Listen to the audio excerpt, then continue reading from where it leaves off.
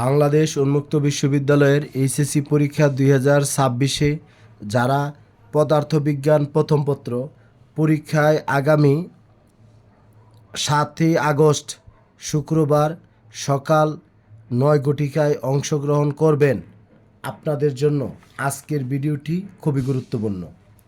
বিশেষ করে আমার যারা বিজ্ঞান বিভাগের শিক্ষার্থী রয়েছেন, আপনাদেরকে বলবো আপনারা চেষ্টা করবেন আমি যে পাঠগুলো আমি আপনাদেরকে বলে দিব আপনারা সেই পাঠগুলো ভালোভাবে ফলো করবেন।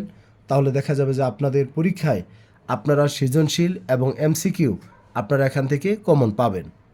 যাই হোক, এই ভিডিও শুরু করার আগে আমি আমার সকল শিক্ষার্থীকে আন্তরিক শুভেচ্ছা, অভিনন্দন ও সালাম জানাচ্ছি। আসসালামু আলাইকুম। এখানে শিক্ষার্থী, আমি আপনাদেরকে পদার্থবিজ্ঞান প্রথম পত্র যে পাঠগুলো আমি আপনাদেরকে দেখাবো সবাই একটু খেয়াল করবেন। আসলে বিজ্ঞান বিভাগের শিক্ষার্থী আপনার সংখ্যা খুবই কম, তারপরও যাই হোক আমার অনেক শিক্ষার্থী আমাকে আপনারা কমেন্ট করেন যে স্যার আমাদের এই পাঠগুলো বলে দিলে আমরা উপকৃত হব। সেই জন্য আমি আপনাদেরকে বলে দিচ্ছি যে আপনারা কোন কোন পাঠগুলো পড়ে আপনারা পদার্থবিজ্ঞান প্রথম পত্র সাবজেক্টে আপনারা প্রস্তুতি নেবেন। বিশেষ করে আপনার 1.1, 1.2, 1.3, তারপর শিক্ষার্থী হলো 1.4, এই তিনটা পার্ট ভালো করে পড়বেন, দেখবেন আপনার সৃজনশীল প্রশ্ন কমন পাবেন। তারপরে 2.5, 2.6, 2.7, তবে 2.7টা খুবই গুরুত্বপূর্ণ। আমি আপনাদের এই চ্যাপ্টারটা আমি বুঝাবো, আমি আপনাদের ক্লাস দেব, আগামীকালকে আমি ভিডিও আপলোড করব। এবার শিক্ষার্থী দেখেন, ক্রিয়া ও প্রতিক্রিয়া বল, ভরবেগের সংরক্ষণ সূত্র, তারপরে আপনার হলো সংঘর্ষ, টর্ক, কেন্দ্রামুখী বল, যাই হোক এগুলো একটু ভালো করে পড়বেন, যেগুলো মার্কিং করা আছে এখানে। এবার আসেন আমাদের কাজ, শক্তি, ক্ষমতা, এখান থেকে আমরা গতিশক্তি পড়ব, বিভব শক্তি, এই দুইটা অংশ ভালো করে আমরা পড়ব। আরেকটা বিষয় দেখেন, মহাকর্ষ যে চ্যাপ্টারটা রয়েছে আমাদের 5 নম্বর যে চ্যাপ্টারটা, সেটা থেকে আপনারা 5.1 পড়বেন, 5.2, এই দুইটা অংশ ভালো করে পড়বেন। এবং আমি আপনাদেরকে অন্যান্য চ্যাপ্টারগুলো আমি আপনাদেরকে বলে দিচ্ছি। এখানে শিক্ষার্থী আপনারা দেখতে পাচ্ছেন যে আমাদের 6 নম্বর চ্যাপ্টারে হলো পদার্থের ধর্ম, স্থিতিস্থাপকতা, তার হুকের সূত্র ও স্থিতিস্থাপকতার বিভিন্ন গুণাঙ্ক, খুবই গুরুত্বপূর্ণ হুকের সূত্র। এই 6.2 আপনারা ভালো করে শিখবেন। তারপর যদি আপনারা না বুঝতে পারেন অবশ্যই আমাকে জানাবেন আমার হোয়াটসঅ্যাপ নাম্বারে, আমি আপনাদেরকে চেষ্টা করবো এটা শেখানোর জন্য। তারপরে স্টোকসের সূত্র ও অন্তর্বেগ আপনার 6.7। একইভাবে আমাদের এখানে দেখেন 7.2, 7.4 এবং 8.1, 8.2, 8.4। এখান থেকে শিক্ষার্থী পরবর্তীতে দেখেন আপনার এখানে 9.1, 9.2, 9.3, 9.1, 9.2, 9.3 এই অংশগুলো পড়বেন। একইভাবে আমরা 10 নম্বর যে চ্যাপ্টারগুলো আমি আপনাদের মার্ক করে দিয়েছি যে তাপগতিবিদ্যার প্রথম সূত্র, তারপর হলো তাপগতিবিদ্যার দ্বিতীয় সূত্র, কার্নো ইঞ্জিন, কার্নো চক্র, খুবই গুরুত্বপূর্ণ, আর ইঞ্জিনের দক্ষতা, এন্ট্রপি, বিশৃঙ্খলা।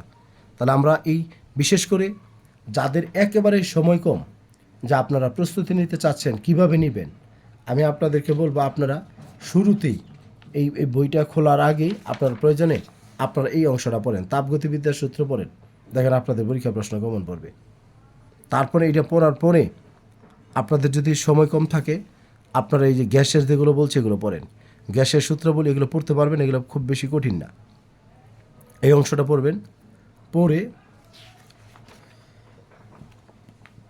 এরপর শিক্ষার্থী আপনারা এখানে যে আমাদের এই যে প্রাসের গতি যেটা বলছি 2.7 এটা পড়বেন, খুবই গুরুত্বপূর্ণ। তারপর এখানে আমাদের এই যে 5 নম্বর চ্যাপ্টারের অংশগুলো আপনারা পড়বেন, দেখবেন ইনশাল্লাহ আপনারা এগুলো থেকে প্রশ্ন আপনারা কমন করতে পারবেন। তবে শিক্ষার্থী আপনাদেরকে আরেকটা বিষয় আমি বলতে চাই, আপনারা নৈর্বৃত্তিকগুলো কী করবেন, আপনার বইয়ের প্রত্যেক চ্যাপ্টার শেষে যে নৈর্বৃত্তিকগুলো রয়েছে এই নৈর্বৃত্তিকগুলো আপনারা পড়বেন। যেমন এই যে এখানে নৈর্বৃত্তিকগুলো রয়েছে এগুলো আপনারা ভালো করে পড়বেন, আমি আপনাদেরকে ইউটিউবে ক্লাস দিব। আর আরেকটা বিষয়, আপনারা বইয়ের দেখরা সৃজনশীল আছে, অনেকে বলবেন স্যার আপনার কাছে যদি সৃজনশীল প্রশ্ন থাকে দেন। আমি আপনাদেরকে বলবো আপনাদের মূল বইয়ে যা করা সৃজনশীল প্রশ্ন আছে আগে এই প্রশ্নগুলো আপনারা ভালো করে আগে কমপ্লিট করেন। মূল বইয়ের এই সৃজনশীল প্রশ্নগুলো যদি আপনারা কমপ্লিট করতে পারেন তবে আমি আশাবাদী যে আপনাদের পরীক্ষায় প্রশ্ন কমন পড়বে। সেই জন্য আপনারা অবহেলা না করে মূল বইয়ের যে প্রশ্ন সেগুলো আপনারা ভালো করে করার চেষ্টা করেন, দেখবেন ইনশাল্লাহ আপনারা সবাই উপকৃত হবেন। যাই হোক, সকলের সুস্বাস্থ্য দীর্ঘায়ু কামনা করি। আরেকটা বিষয় শিক্ষার্থী আমি আপনাদের জানায় যাই, কথাটা আমার এখানে বলা উচিত। বিষয়টা হলো আপনারা যদি কেউ পদার্থবিজ্ঞানের এই সংক্ষিপ্ত সময়ে শুধু পদার্থবিজ্ঞান না, পদার্থবিজ্ঞান তারপরে রসায়ন বা উচ্চতর গণিতে যদি আপনারা